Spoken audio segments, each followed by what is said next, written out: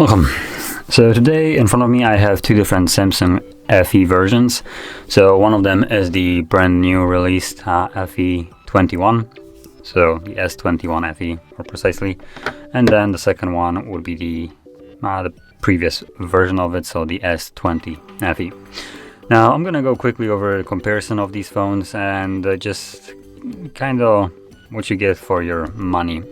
Now I'll mention right away the S21 will be more expensive, primarily because it's running a newer chipset and also just because it's newer.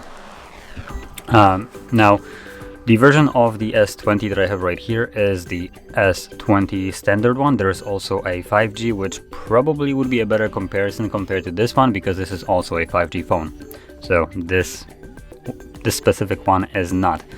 But in terms of basically every kind of other spec, the 5G and non-5G S20 are basically identical. So just the connectivity is the defining factor, and actually one another thing, which is the processor.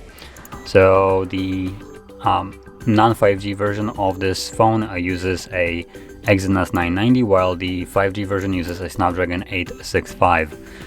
So yeah, anyway, let's just get through it. So number one, we're gonna start off with the displays. So quickly unlock it.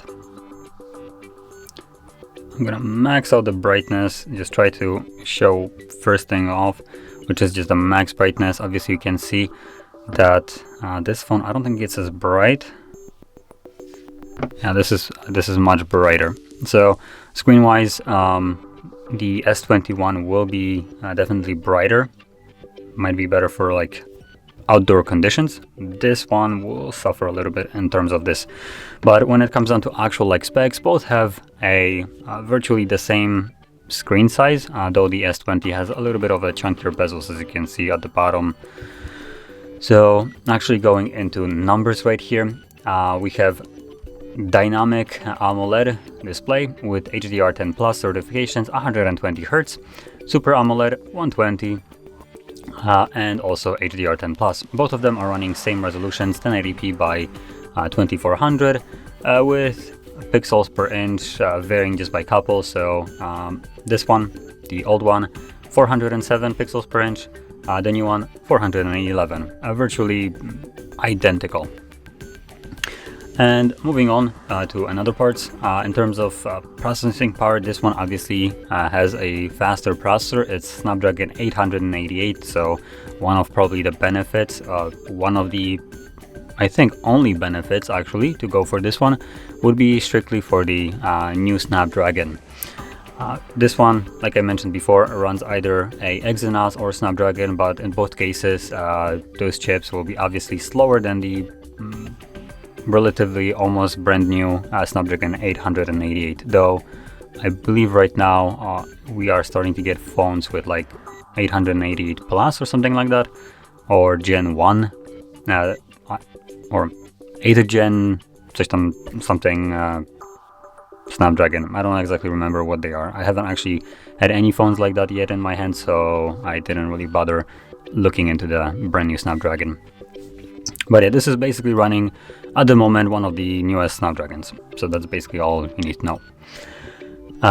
And that's honestly primarily where the differences end. The only difference that I could find between those additionally would be that the old phones come with a UFS storage 3.1, while this one has nothing described. So either it also has 3.1 or it might have worse. I honestly cannot tell you because there is no info I can find. And storage wise, we're basically looking again at identical specs. So we can have storage from 128 gigs all the way to like 256, varying in terms of RAM from 6 to 8 gigs. Identical options in both cases. Depending on which one you go for, you can have basically identical storage and RAM options. And cameras, exactly the same. Both have 12 megapixel wide sensor, both have 12 megapixel ultra wide sensor, and both have 8 megapixel ultra wide. and they both have the same kind of parameters, like 12 wide sensor is f1.8, 26 millimeters, 1/1.76. So the cameras are literally identical in both devices. At the back, at the front, well, the story doesn't change. They're also identical. 32 megapixel wide sensor, f2.2, and any kind of version. So you're not getting any kind of upgrades in terms of cameras right here. They might look a little bit different if I flip it over. There we go. So if I flip it over, you can see that they might look a little bit different, but generally they're the exact same camera. So you're not really paying extra here for better cameras. You're getting the same kind of thing that you already had.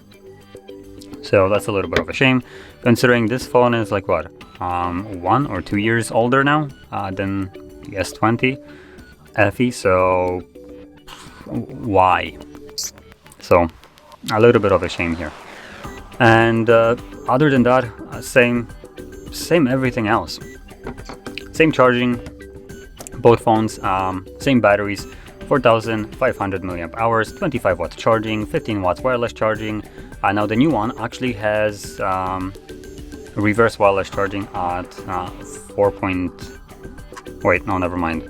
That was the 5G that has 4.5 watts reverse wireless charging. They both have reverse wireless charging, so don't worry about that one. But the thing that I found is that the apparently 5 gigahertz version of S20 has actually 4.5 watts wireless. So either they have the same one or it's just not disclosed. Anyway, moving on. USB 3.1 power delivery. Both under finger display sensors. Plastic build, as you can probably gather by now. Actually, this one is actually aluminum frame right here, while this is also aluminum. Never mind. But plastic backs. So if I just kind of like, they're both plastic. So yeah, there's not much differences in between them. Now, one thing that I will now go into that actually matters is the price. In terms of a price, the S21 FE will be more expensive. Now, obviously, this is an older device, so you will actually get it even cheaper than what I'm giving you right here. This would be the release price. So, released one was at $499, while the S21 FE is at $599. So, $100 more at the time of release.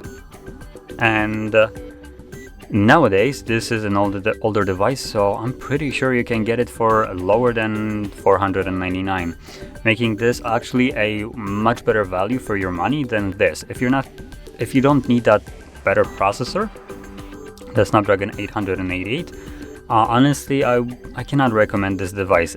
Number one, is too close to the release of the brand new S22s.